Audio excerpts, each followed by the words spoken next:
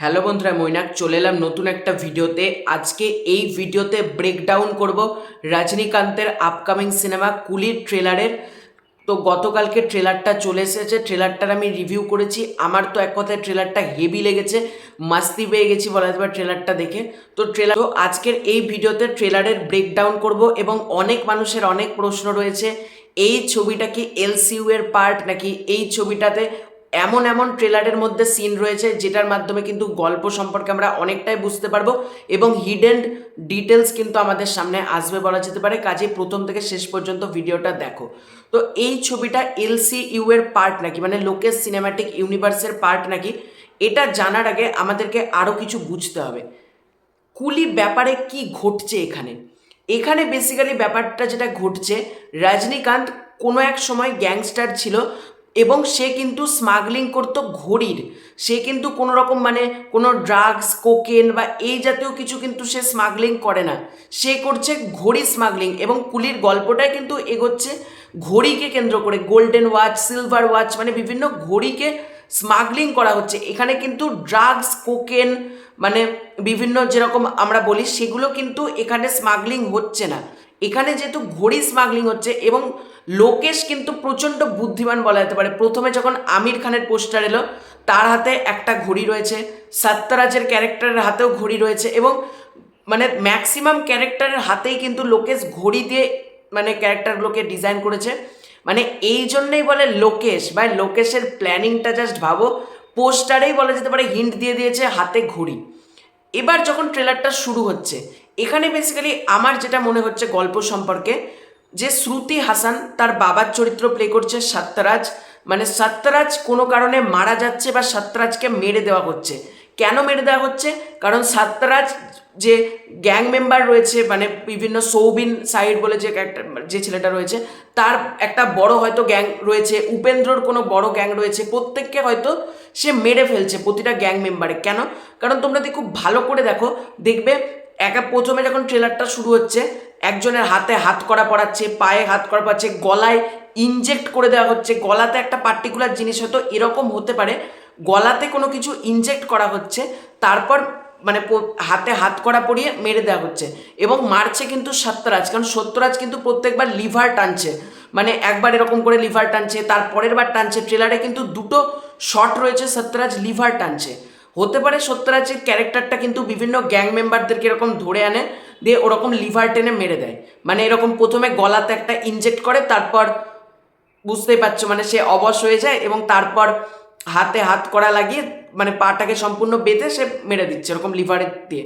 এবং তার মেয়ের ক্যারেক্টারটা প্লে করছে শ্রুতি হাসান। যখন মানে সৌবিন সাহির এবং তার পাশাপাশি আরও যখন ক্যারেক্টাররা যখন জানতে পারবে যে সত্যরাজ এভাবে আমাদের টিমকে মেরে ফেলছে, সত্যরাজকে হয়তো মেরে ফেলবে কোনো একটা দলের লোক হয়তো, মানে সত্যরাজের ক্যারেক্টারটা মারা যাবে এবং রজনীকান্ত আসবে সত্যরাজের বদলা নেওয়ার জন্য।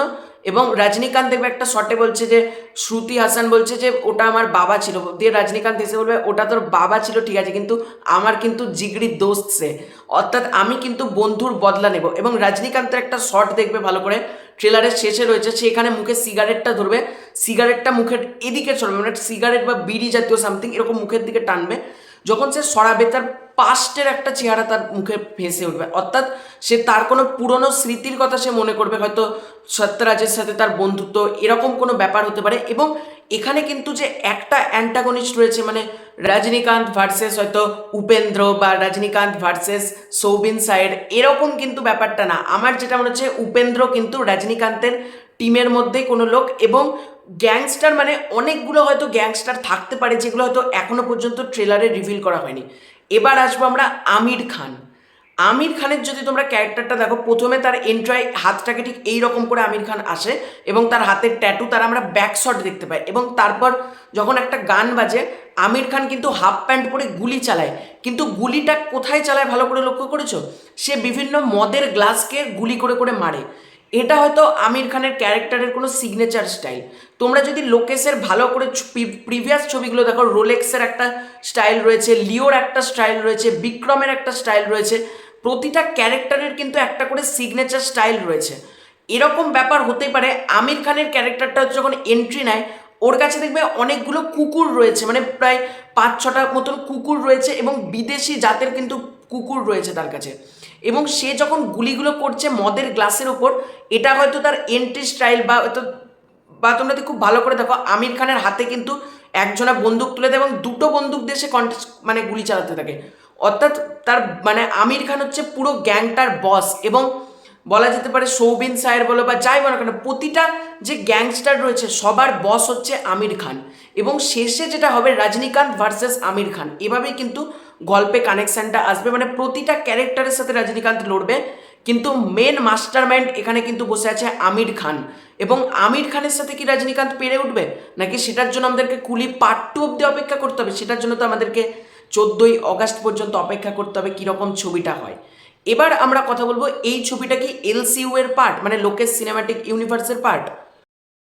কিন্তু যদি খুব ভালো করে দেখো কুলির ট্রেলারটা, আমার কিন্তু কোথাও গিয়ে মনে হচ্ছে না এটা লোকেশ সিনেম্যাটিক ইউনিভার্সের পার্ট।